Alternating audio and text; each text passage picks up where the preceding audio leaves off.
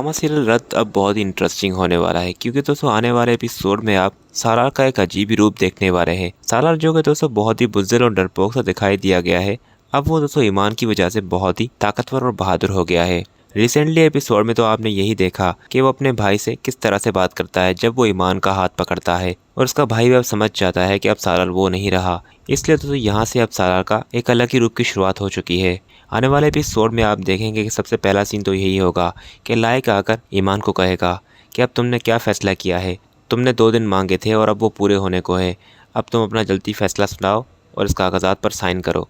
जिस पर दोस्तों वो उसे कहेगी कि अगर आप मुझे ये पूरा घर और सारी जायदाद भी लिख के दे दें तब भी मैं अपना फ़ैसला तब्दील नहीं करूँगी, यानी कि मैं सालार को नहीं छोड़ूंगी। जिस पर दोस्तों वो उसे कहेगा कि इसके अलावा और तुम्हें क्या कुछ चाहिए, जो मांगना है मांगो। तो वो उसे कहेगा कि मैं कुछ भी नहीं चाहती, मैंने ये शादी बहुत ही सोच समझ कर की थी और मेरी सोच आपकी तरह नहीं है जो हर किसी को लालची समझे। तो लायक यहाँ पर कागज लेकर ईमान को दे ही रहा होगा तो सामने सालार आ जाएगा और वो मामू को कहेगा कि ईमान मेरी ज़िंदगी में आ चुकी है, अब मैं ईमान का साथ कभी नहीं छोड़ूंगा और आप बार बार ये कागजात नहीं दिखाया करें। और सालार उससे फिर कागज़ लेकर वो सारे फाड़ देगा और ईमान को लेकर वहाँ से चला जाएगा। जिस पर दोस्तों ईमान उसे कहेगी कि आज तो आप बहुत ही अजीब से दिख रहे थे, जैसे कि हर हीरो की ज़िंदगी में कोई ना कोई हीरोइन होती है, वैसे ही लगता है कि आपकी ज़िंदगी में मैं हीरोइन आ गई हूँ। इस पर दोस्तों वो उसे कहेगा कि इसका मतलब है कि आपने मुझे अपना हीरो मान लिया है।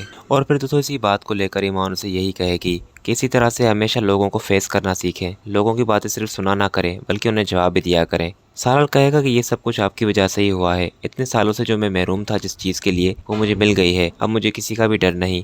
बस आपसे रिक्वेस्ट है कि आप मुझे कभी भी नहीं छोड़िएगा, वरना मैं फिर से वही हो जाऊंगा जिससे मैं अभी अभी निकला हूँ। खैर सारे सीन के बाद सालार का भाई जो कि बहुत ही गुस्से में होगा कि सालार से किस तरह से बदला लिया जाए, क्योंकि कभी भी सालार ने उससे इस तरह से बात नहीं की।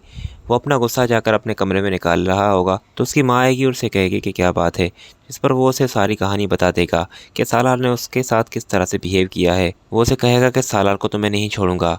उसकी हिम्मत कैसी उस 2 टके के लड़के की, जो उस लड़की की वजह से उसने मुझसे इस तरह से बात की। तो वो उसे कहेगी कि उस लड़की ने तो हमारा भी जीना हराम कर दिया है, बस तुम कुछ वक्त तो हम उस लड़की का बंदोबस्त कर लेंगे।